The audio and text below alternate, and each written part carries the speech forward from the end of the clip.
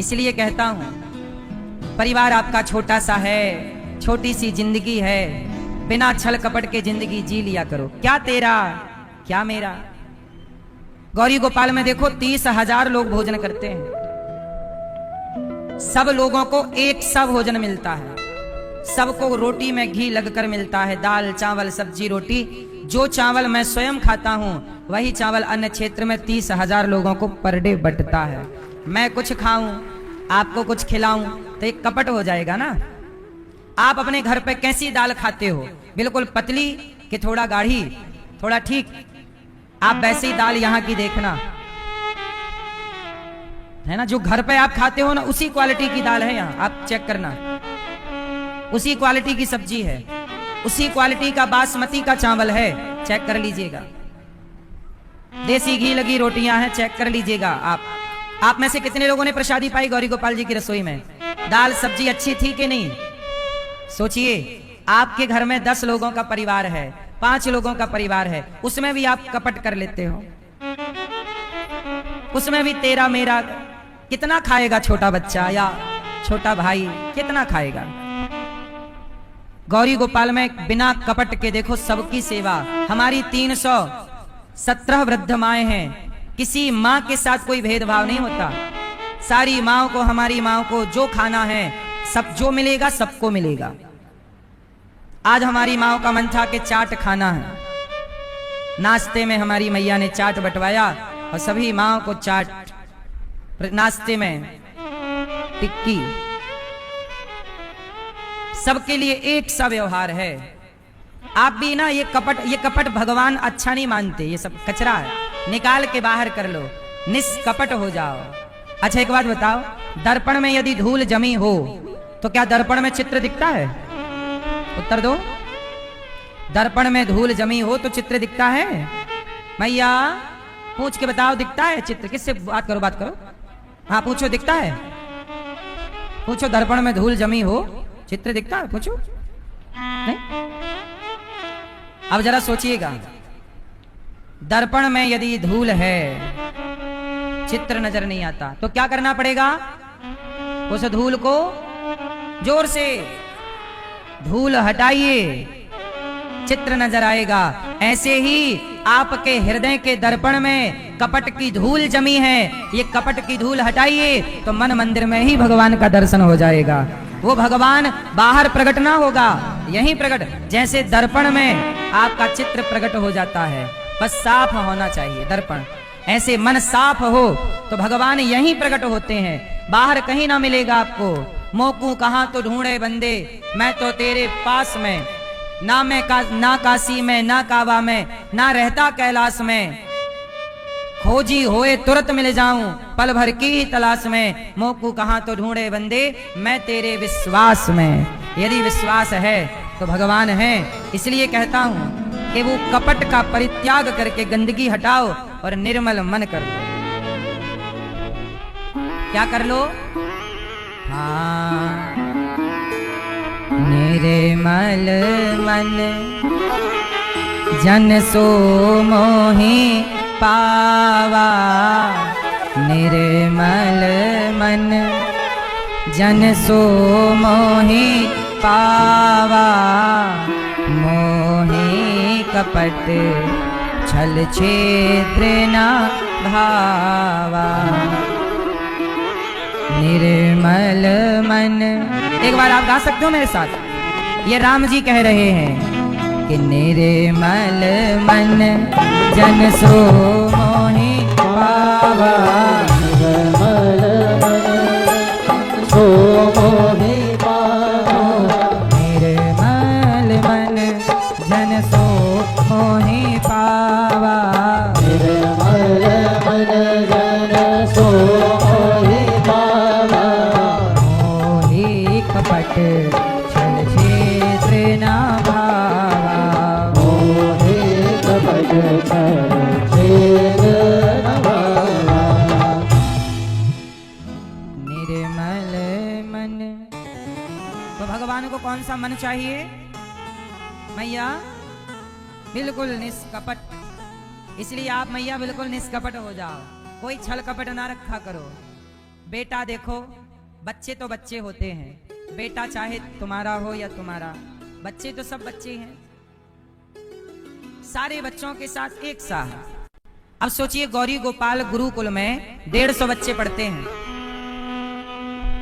और जिस गुरुकुल में 150 बच्चे पढ़ते हैं, उसी गुरुकुल में ये दास अनिरुद्ध को भी भगवान ने 2 बच्चे दे रखे हैं। उसी गुरुकुल में ये दोनों बच्चे भी वहीं पढ़ते हैं। जो भोजन वो बच्चे करते हैं 150 वहां गुरुकुल में, जैसी व्यवस्था उन बच्चों की है वैसी ही व्यवस्था में इन बच्चों को भेजकर वो भी वहीं रहते हैं, तो ये भी वहीं रह करके पढ़ते हैं। जो गुरुजन उन बच्चों को पढ़ाते हैं वही गुरुजन इन बच्चों को पढ़ाते हैं। कोई कपट नहीं कि इन बच्चों के लिए अलग, उन बच्चों में, उन बच्चों में, इन बच्चों में कोई भेद, एक सा व्यवहार उनके साथ इनके साथ एक सा। आप चेक कर सकते हैं ये सारी चीजें, कोई भेद नहीं है साहब। सोचिए जो गुरुकुल मैंने बनाया है, दास अनिरुद्ध ने बनाया, उस गुरुकुल में बच्चों को हम जो पढ़ाते हैं, जो आचार्य जो शिक्षक उन बच्चों को पढ़ाते हैं वही शिक्षक इन बच्चों को, कोई अलग से व्यवस्था नहीं है। जो वहां के बच्चे खाते हैं वही ये भी खाते हैं। ये बच्चे भी अपने खाने की थाली खुद धुलते हैं, वो बच्चे भी अपने खाने की थाली खाओ। और खाने से पहले यहाँ का नियम है कि एक दिन महीने में सारे बच्चों को पहले खिलाओ। आज आपकी ड्यूटी है सबको परोसने की, फिर कल आपकी ड्यूटी है, परसों आपकी ड्यूटी है, परसों आपकी ड्यूटी है। सबको क्या करना है? भोजन परोसना है, परोसना है। और सब बच्चे जब खाएंगे तो परोसने वाला आखिरी में खाएगा। तो 4 बच्चों की ड्यूटी लगती है, तो 1 महीने में उनका नंबर आता है। 150 बच्चे हैं ना, तो 4 बच्चे की ड्यूटी लगी, तो अगला नंबर उसका 20-25 दिन में ही लौटेगा, और जल्दी भी आ सकता है, वो आप देख लीजिएगा। तो कहने का अर्थ ये है कि बच्चे भोजन करने के बाद अपनी थाली स्वयं धुलते हैं, तो ये बच्चे भी अपनी थाली स्वयं धुलते हैं। इनकी भी ड्यूटी लगती है, तुम भी पहले परोसो फिर खाना। तो दास अनिरुद्ध को जो 2 बच्चे भगवान ने दिए हैं, वो बच्चे भी गौरी गोपाल गुरुकुल में जो 150 बच्चे गरीब परिवार के बच्चे रहते हैं, जिनके माँ बाप बड़े असमर्थ हैं, जो यहाँ रहकर बच्चे वेद पुराण पढ़ते हैं, गुरुकुल की परंपरा, वही व्यवहार इन बच्चों के साथ, उन बच्चों के साथ। जो जिस कमरे में जैसी व्यवस्था में वो बच्चे सोते हैं, वैसी व्यवस्था में ये बच्चे भी सोते हैं। वो 4 बजे उठेंगे तो ये भी 4 बजे उठेंगे, वो 8 बजे 9 बजे सोएंगे तो ये भी सोएंगे। मतलब सोचिए आप 2-4 बच्चों में कपट कर लेते हो। हमारे पास 150 बच्चे हैं, गुरुकुल में पढ़ते हैं, जिन बच्चों से हम 1 रुपए फीस नहीं लेते, रहना फ्री, खाना फ्री, पढ़ना फ्री। हमसे किसने कहा था कि ये करो? किसी ने नहीं कहा, किसी ने दबाव नहीं बनाया। इंसानियत के नाते हम इस देश के लिए क्या कर सकते हैं, सोचिएगा जरूर। अनिरुद्धाचार्य जो कर सकता है इस देश के लिए, वो करके जाएगा इस देश के लिए। अच्छा, गुरुकुल में आज मेरे द्वारा यदि 150 बच्चे पढ़ जाएं तो बुराई क्या है? इसलिए मैं भेद नहीं करता। 150 बच्चों में 317 माओं में आप 2-5 परिवार के सदस्य क्या हैं आपके घर में, उन्हीं में आप छल कपट चालू कर देते हैं। ये जेठानी का लड़का है, ये देवरानी का, ये मेरा है, ये मेरा नहीं है। ये क्या बात हुई? सब तुम्हारे हैं। आपके परिवार में 4 बच्चे हैं, 6 बच्चे हैं, टोटल मिला के 8 बच्चे हैं, सब आपके हैं। क्या भेद होना चाहिए कि ये मेरी बेटी है, ये मेरी बेटी नहीं है? ये छोटी बुद्धि ना डिलीट कर दो, ये बुद्धि। और सब मेरा है, सब मेरे हैं, सबके प्रति अपनापन रखो, खिलाओ पिलाओ निष्कपट भाव से। निर्मल मन, मन कैसा हो? जोर से, निर्मल। और जिस दिन आपके अंदर से कपट हट जाएगा ना, तो भगवान की खोज करने मंदिर नहीं जाना पड़ेगा, आपके मन मंदिर में ही भगवान आपको दर्शन देने प्रकट हो जाएंगे। समझ में आ रही है बात?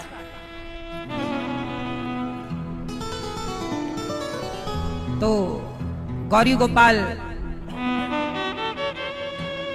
चाहे गुरुकुल हो चाहे वृद्धाश्रम हो, यहां सबके लिए व्यवस्थाएं एक सी हैं।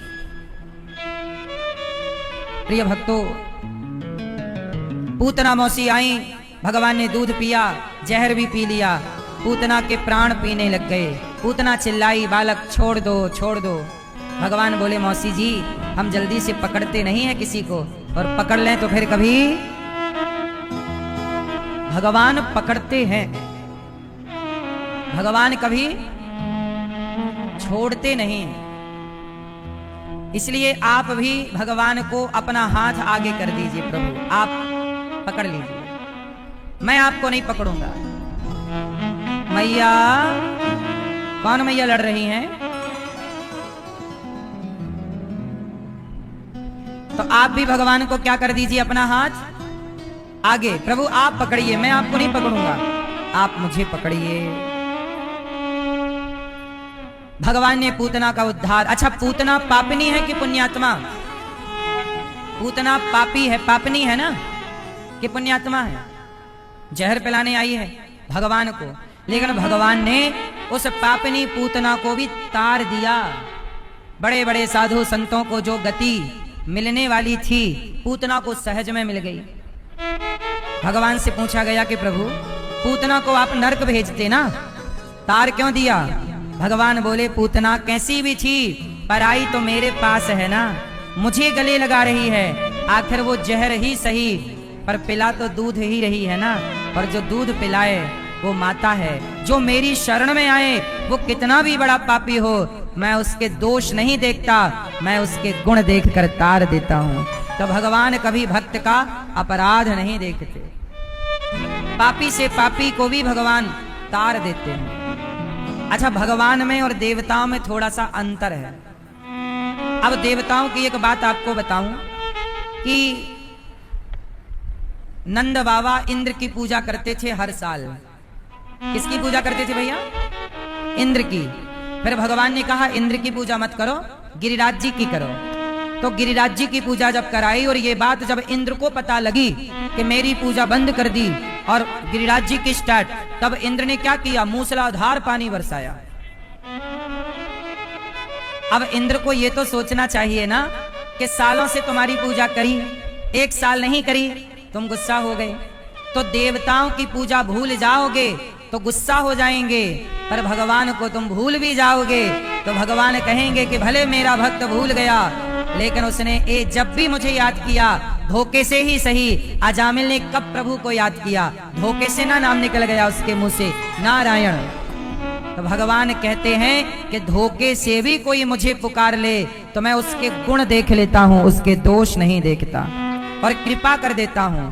तो देवता तो मार डालने के लिए पानी बरसाते हैं, लेकिन भगवान कभी अपने भक्त पर नाराज नहीं होते।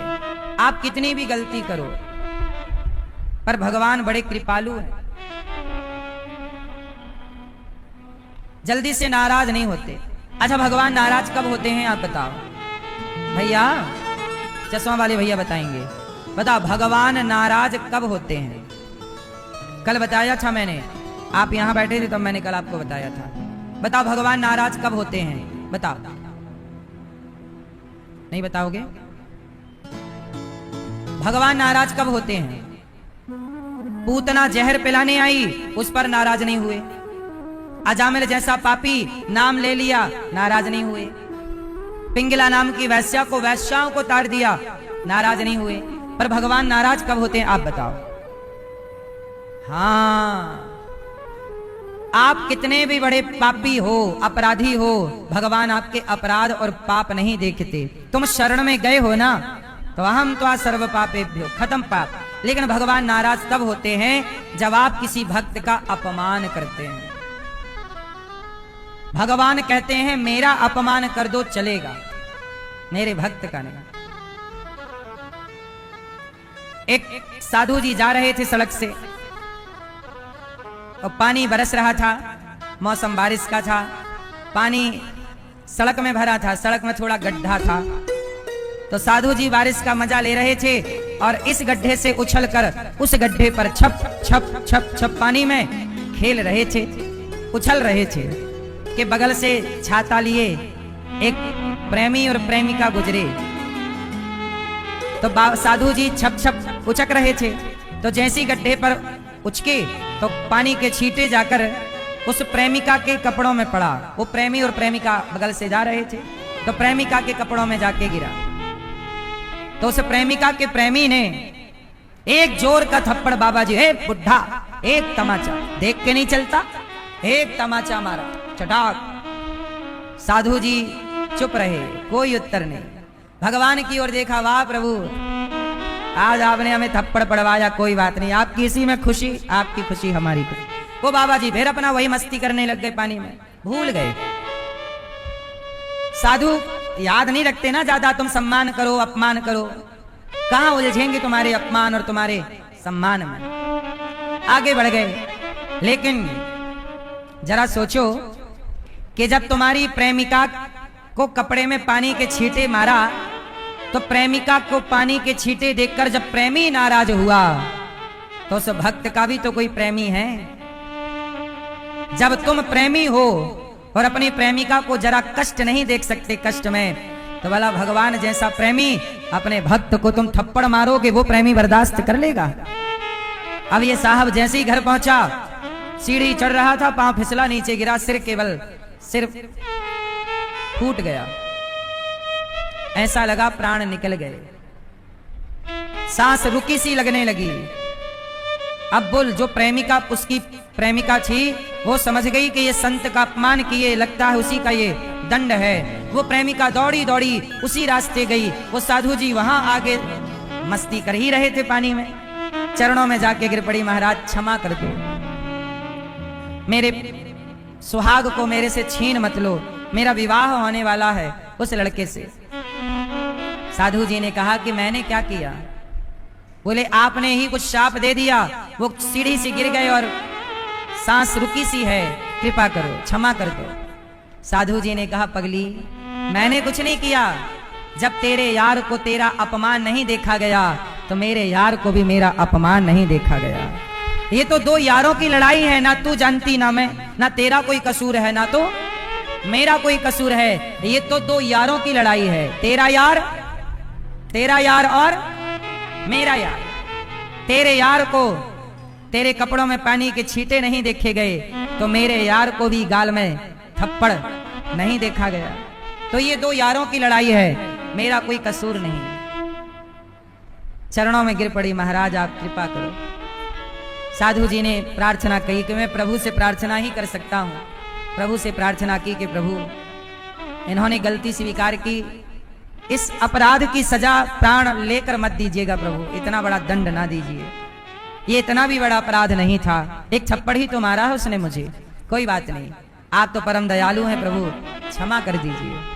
और जैसे ही संत ने प्रार्थना की, वो लड़की वापस गई तो वो उसका प्रेमी उठकर बैठ चुका था।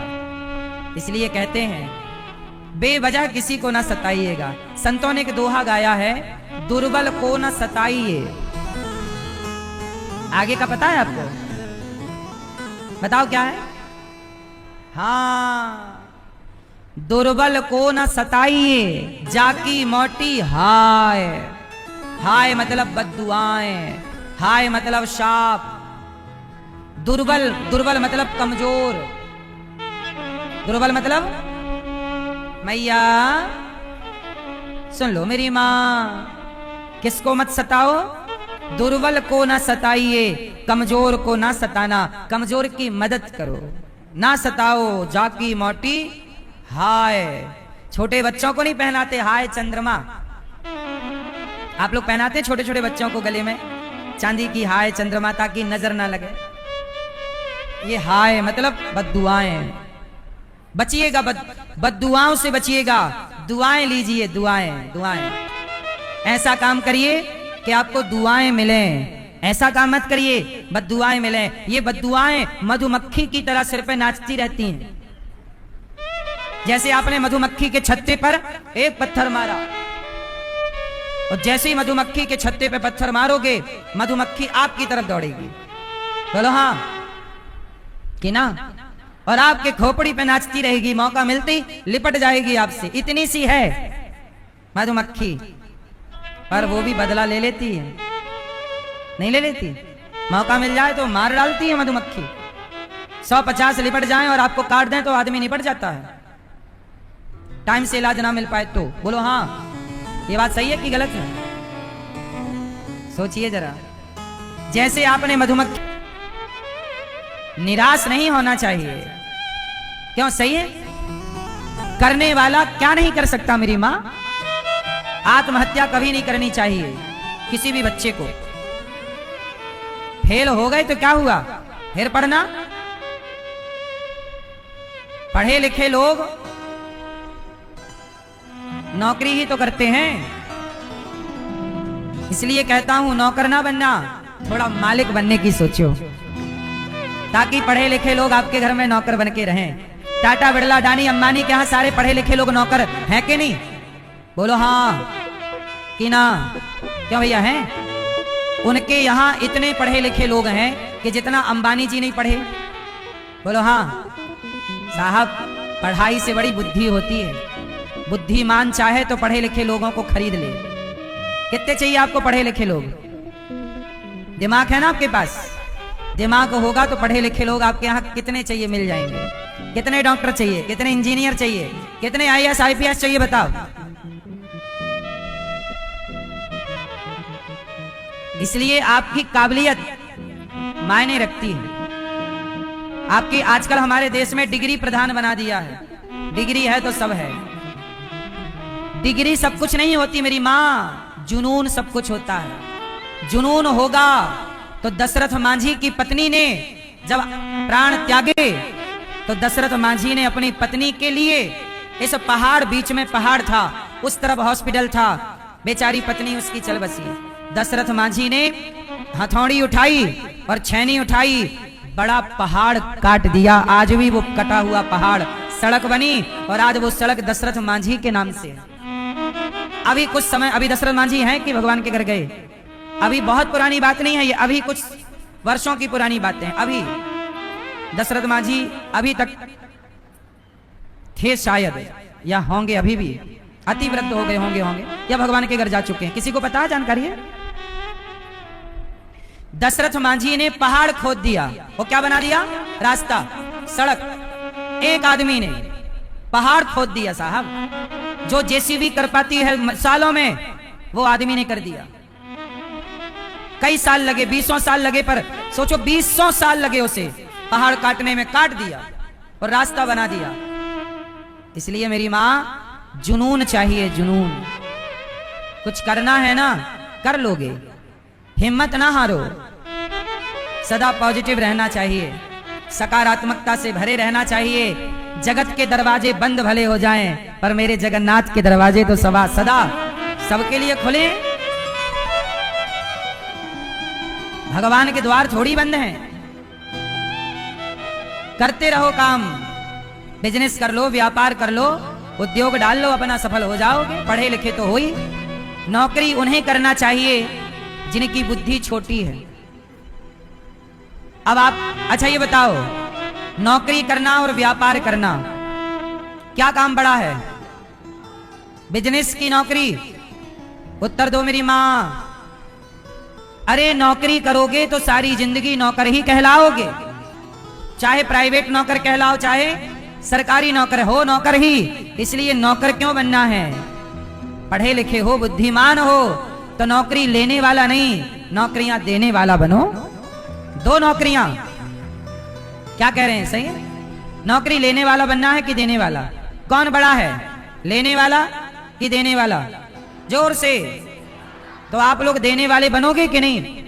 अपने बच्चों को ऐसे ही पढ़ाना कि बेटा नौकरी लेने वाला नहीं बनना। नौकरी आपने पहले ही से बच्चों का माइंड सेट कर रखा है, नौकरी करना है, नौकरी करना है, नौकरी। आपके घर में पंखा होगा, पंखा है ऊपर वाला, पंखा जो है उसको आप 1 नंबर पे कर दो तो ऐसे चलेगा। फिर 2 नंबर पे करो, फिर 3 नंबर, अब फुल चलेगा, ऐसे चलता है। अब एक बात बताओ, आपने अपने बच्चों को 1 नंबर पर सेट कर रखा है, नौकरी करना है, जबकि आपका बच्चा 5 नंबर पे चल सकता है। 5 नंबर की स्पीड, जैसे 5 नंबर पे पंखा घूमता है, ऐसे आपका बच्चा स्पीड से चल सकता है, तरक्की कर सकता है। लेकिन माँ बाप ने 1 नंबर में सेट कर रखा है, बेटा केवल नौकरी, केवल नौकरी करना है। और जब नौकरी नौकरी नौकरी नौकरी नौकरी नौकरी और जब नंबर कम आते हैं तो बच्चा लगा लेता है फांसी। तो बच्चे की हत्या के जिम्मेदार कौन हुए? माता पिता, जिन्होंने 1 नंबर पर सेट कर रखा है। क्यों? अरे सारे दरवाजे खुले रहने दो ना, बेटा नौकरी कर लेना, ठीक है, पर नहीं मिले तो बिजनेस भी कर लेना। चल तू डॉक्टर नहीं बन पाया, नीट का एग्जाम चल कैंसिल हो गया, पर तुझे बेटा अनुभव तो है, मेहनत करके पैसा कमा, अपना हॉस्पिटल बना, 10 डॉक्टर रख लेना। पैसे से क्या नहीं मिल रहा है? अनुभव तो भाई, तुम्हारी डिग्री ही तो नहीं है, अनुभव तो है। अनुभव तो बड़ी चीज है। बहुत सारे हॉस्पिटल ऐसे हैं जो डॉक्टर नहीं है पर हॉस्पिटल बना के बड़े बड़े डॉक्टरों को हायर करके हॉस्पिटल चला रहे हैं। दिमाग है तो सब चल जाएगा, और खोपड़ी में कुछ है ही नहीं तो फिर कुछ नहीं होगा। सही है गलत है? इसलिए किसी भी समस्या का समाधान इसलिए मेरी माँ, बच्चों को 1 नंबर पर सेट करोगे, नौकरी नहीं, 5 नंबर पे। सही है? किस किस को मेरी बात समझ में आई? अच्छा मैं सही कह रहा हूं कि गलत कह रहा हूं? सही है? जिंदगी जीने के लिए भेजा है, जा बेटा जी। मरने के, अरे मर तो जाएंगे ही, हम मरेंगे ही, पर जब तक नहीं मर रहे जियो। मरा कौन नहीं? पितामह जैसों को मरना पड़ा, जिनके पास इच्छा मृत्यु का वरदान था, तो मरेगा कौन नहीं? सबको मरना ही है। फंदा डाल के क्यों मरना है? मौत आएगी तो मर भी लेंगे, मौत से पहले मरना क्या? जो जिंदगी है जियो, बिंदास जियो, मुस्कुराहट के साथ जियो। थोड़ा मुस्कुराया करो। आप हंसते नहीं हैं भाई साहब? हंसते नहीं? आपको देख के ऐसा लगता हमेशा ही गुस्से में रहते हो। हंसते हो? थोड़ा हंसो, हे लो, हा। हंसा करिए, मुस्कुराया करिए, जिंदगी है जी लो। हर हाल में प्रसन्न रहो, ज्यादा सोचा विचारी ना करो। अच्छा ये बताओ, आपके हाथ में क्या है सिवाय रेखाओं के? कुछ नहीं है। आपके हाथ में कुछ नहीं है। जो होना है वो आपके हाथ में नहीं है, वो होगा। तो जब आपका, अच्छा ये बताओ, आपका चाहा, आपका सोचा होता है? किसका चाहा सोचा होता है? जब आपका होने ही नहीं है तो सोचते काहे? फ्री रहा करो, जो भगवान कराते चले करते चलो, काहे परेशान होना जब है ही नहीं अपने हाथ में कुछ। और सच्चाई यही है, आपके हाथ में कुछ भी नहीं। आपके हाथ में एक चीज है, कर्म। कर्म करो, कर्मण्येवादी का रस्ते मां फलेसु कदाचन। ए अर्जुन, कर्म कर, चल लड़, तू लड़। अब तू जीतेगा कि हारेगा ये तेरे हाथ में नहीं है, ये मेरे हाथ में, अर्थात कृष्ण के हाथ में। इसलिए आप अपना कर्म करो, जो कर्म है। डॉक्टर हो, इंजीनियर हो, दुकानदार हो, बिजनेसमैन हो, किसान हो, जो भी ईश्वर ने काम दिया है करो और भगवान पर सौंप दो। प्रभु जो हमने कर्म किया, राम झरोखा बैठ के, सुनना दोहा, राम झरोखा बैठ के सबका मुजरा लें, और जाकी जैसी चाकरी ताको तैसो दें। राम झरोखा, झरोखा समझते हैं क्या होता है झरोखा? हाँ। ए मैया, ए छोरा, काहे चिल्लवा रहा है मैया को? चुप रहो। झरोखा कौन कौन जानता है? अरे नहीं जानते? या तुम खड़े काहे हो रहे हो? बार बार बैठे रहो।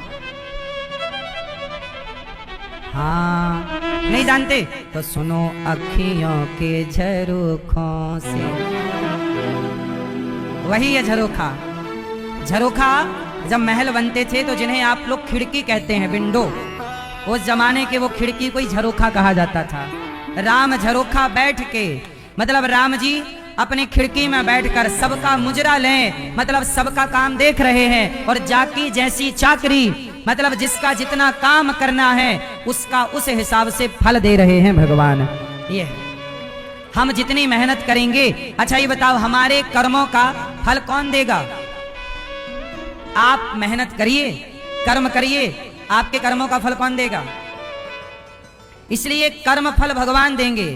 आप कर्म करो, इसलिए फल को ना देखो, कर्म मन लगा के करो, फल बेहतर देंगे ही। हम अपना काम करते हैं, क्या देंगे क्या नहीं देंगे भगवान जाने, भगवान का काम जाने। हमने कभी नहीं सोचा कि क्या मिलेगा, हमने केवल मन लगा के बेहतर कर्म किए हैं। क्या मिलेगा क्या नहीं मिलेगा, क्या फायदा होगा क्या नुकसान, इस पर हमने कभी ध्यान नहीं दिया। काम करना है बस। तो भगवान ने शकटासुर को मारा, फिर तृणावर्त आया, तृणावर्त को मार गिराया, बवंडर के रूप में आया, मार डाला। अब भगवान का नामकरण संस्कार करने गर्गाचार्य जी आए। गर्गः पुरोहितो राजन यदु नाम सुमहातपा। आज गर्गाचार्य जी आए और भगवान का नामकरण कर रहे हैं। क्या नामकरण किया? अयम ही रोहिणी पुत्रो रमयम सुहृदयो गुणैः। ये रोहिणी आपके पुत्र का नाम होगा राम, पर बल अधिक होने से लोग कहेंगे बलराम। देवकी माँ के बच्चे को रोहिणी, देवकी माँ के बच्चे को रोहिणी माँ के गर्भ में ट्रांसफर किया गया तो नाम होगा संकर्षण। क्या नाम होगा? और यशोदा आपके बेटे का नाम होगा कृष्ण। कर्षति इति कृष्णः, जो सबके चित्त को अपनी ओर चुरा लें। भगवान चोर हैं। भगवान क्या चुराते हैं? चश्मा वाले भैया क्या चुराते हैं? क्या? चित्तपट है? भगवान चुराते हैं भक्तों का, इसलिए नाम है चित्त चोर। क्या नाम है? चित्त चोर। सबके चित्त को चुरा लेते हैं। क्या चुराते हैं? सबके मन को, हृदय को, सबके भीतर बैठकर सबका मन अपनी ओर खींच लेते हैं। और धन्य हैं वो लोग जिनके चित्त को प्रभु ने चुराया है, और अभागी हैं वो लोग जिनके चित्त